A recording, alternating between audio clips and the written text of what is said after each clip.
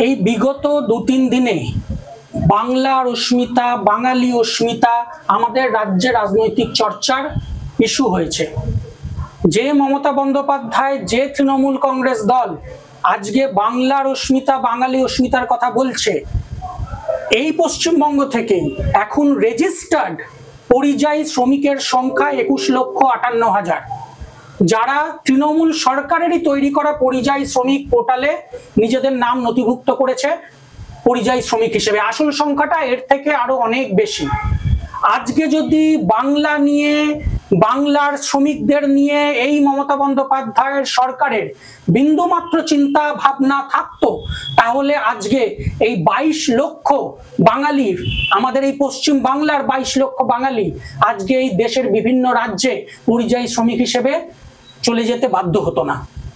আজকে আমাদের রাজ্য থেকে আমাদের রাজ্যের সেরা বাঙালি প্রতিভারা তারা হয় পুনে, হায়দ্রাবাদ, ব্যাঙ্গালোরে, নয়তো দেশের বাইরে ইউএসএ বা পশ্চিম ইউরোপে তারা বাধ্য হচ্ছে উচ্চশিক্ষার জন্য, গবেষণার জন্য বা চাকরির জন্য চলে যেতে।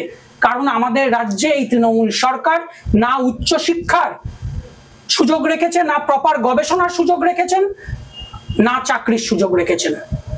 আজকে এই তৃণমূল সরকার যদি বাঙালি অস্মিতা নিয়ে বা বাংলার অস্মিতা নিয়ে, গরিমা নিয়ে যদি সত্যিই চিন্তিত হতো, তাহলে দয়মন্তী সেনের মতো যোগ্য অনেস্ট পুলিশ অফিসার কে না করে আজকে রাজীব কুমারের মতো সারদা মামলায় নাম জড়ানো করাপ্টেড পুলিশ অফিসার বা মনোজ বার্মা, বিনীত গোয়েলের মতো অফিসার তারা আজকে আমাদের কলকাতার কমিশনার হতেন না।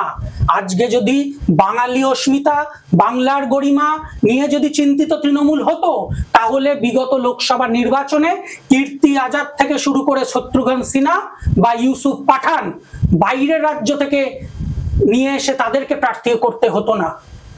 আজকে এই তৃণমূল দল তারা শুধুমাত্র নিজের রাজনৈতিক লাভের জন্য, আজকে যেহেতু মানুষ জানে, গোটা বাংলা জানে যে বিজেপি বাঙালি বিরোধী, বাঙালি বিদ্বেষী একটা রাজনৈতিক দল, ঐতিহাসিকভাবে এই বিজেপি বাঙালি বিদ্বেষী, এবং আজকে এই বিজেপি নেতৃত্বেই গোটা দেশের বিভিন্ন প্রান্তে যেখানে যেখানে এই ২২ লক্ষ বা তারও বেশি বাঙালি পরিযায়ী শ্রমিকরা ছড়িয়ে আছে, তারা সরাসরি আক্রমণের শিকার হচ্ছে এই বিজেপির দ্বারা, কোথাও সরাসরি, কোথাও বিজেপির পরোক্ষ মদতে।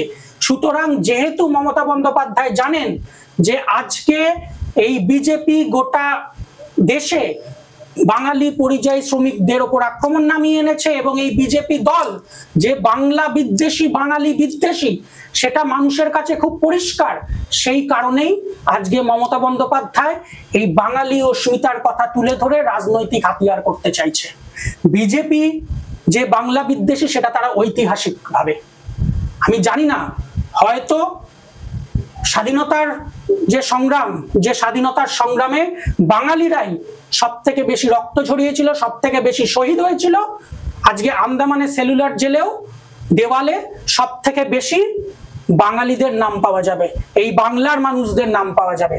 আর বাঙালিরা যখন এই স্বাধীনতার সংগ্রামে ব্রিটিশদের বিরুদ্ধে লড়াই করছিল, তখন এই বিজেপি দল ব্রিটিশদের হয়ে দালালি করছিল। যেহেতু ব্রিটিশদের পক্ষে হিন্দু মহাসভা ছিল, যেহেতু ব্রিটিশদের পক্ষে আরএসএস ছিল, সেই জন্য ব্রিটিশ বিরোধী লড়াইয়ের অগ্রণী সৈনিক বাঙালিদেরকে এরা ঐতিহাসিকভাবেই শত্রু মনে করে। আজকে সেই কারণে দিল্লিতে এই গতকাল পর্যন্ত দিল্লির যে জয় হিন্দ কলোনি, সেই দিল্লির জয় হিন্দ কলোনিতে বাঙালিদের যে মন্দির, সেই বাঙালিদের মন্দিরের ইলেকট্রিক কানেকশন কেটে দেওয়া হয়েছে, মিটার বক্স খুলে নেওয়া হয়েছে। এই বিজেপি সরকার সেই বাঙালিদের দ্বারা পরিচালিত দিল্লির জয় হিন্দ কলোনির মন্দিরের মিটার বক্স খুলে নিয়েছে। আমরা কিছুদিন আগেই দেখেছিলাম এই দিল্লিতেই কালী মন্দির, বাঙালিরা একটি কালী মন্দির চালায়, সেই কালী মন্দিরের পাশে মাছের বাজার, বাঙালিদের যে মাছের বাজার, সেই মাছের বাজারের ওপরে বিজেপি দল দিল্লিতে আক্রমণ করেছিল। এরা জানেই না যে কালী পুজোয় মাছ এবং মাংস দুটোই মা কালীকে ভোগ হিসেবে অর্পণ করা হয়, এরা জানেই না। আজকে এই বিজেপির নেতৃত্বেই গোটা দেশে আজকে বাঙালিদের ওপর যে আক্রমণ হচ্ছে, এবং এটা পরিকল্পিত আক্রমণ, কারণ রোহিঙ্গা অনুপ্রবেশকারীর সংখ্যা, এই বিজেপির নেতৃত্বাধীন যে কেন্দ্রীয় সরকার তারাই বলছে রোহিঙ্গার সংখ্যা 22,500, আর আজকে পরিযায়ী শ্রমিকের সংখ্যা, বাঙালি পরিযায়ী শ্রমিক, এই পশ্চিম বাংলার পরিযায়ী শ্রমিক, তার সংখ্যা 22 লক্ষের বেশি। তাহলে 22,000 রোহিঙ্গার অনুপ্রবেশের জন্য আজকে 22 লক্ষ বাঙালিদের ওপর আক্রমণ নামিয়ে আনা হয়েছে। আজকে এই বিজেপি দলটা তৈরি হয়েছিল যখন আমাদের রাজ্যে 1980 সালে জনতা পার্টির মধ্যে দিয়ে যখন বিজেপি তৈরি হয়, তখন এই বিজেপির প্রতিষ্ঠাতা সভাপতি তারা ছিলেন বিষ্ণুকান্ত শাস্ত্রী এবং হরিপদ ভারতী। এই থেকেই বোঝা যায় এই বিজেপি দলটা আমাদের রাজ্যের প্রতিষ্ঠা লগ্ন থেকে কোনোদিনই বাঙালিদের দল ছিল না, কোনোদিন বাঙালিদের কথা ভাবনা চিন্তায় তারা আনে না, এবং বরাবর তারা বাঙালিদের ওপর, বাংলার ওপর আক্রমণ নামিয়ে এনেছে।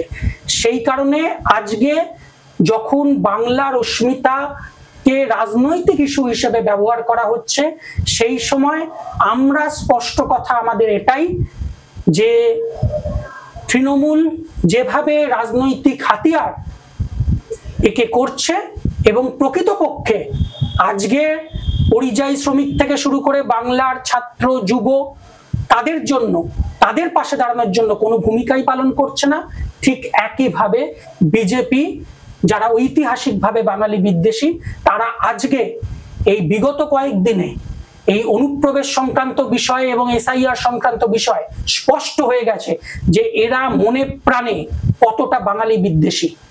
সুতরাং আমাদের রাজ্যের বাঙালিদের বাঁচাতে, বাংলাকে বাঁচাতে এই তৃণমূল, বিজেপি, এই দুটো দলকে রাজনৈতিকভাবে প্রতিহত করা অত্যন্ত জরুরি।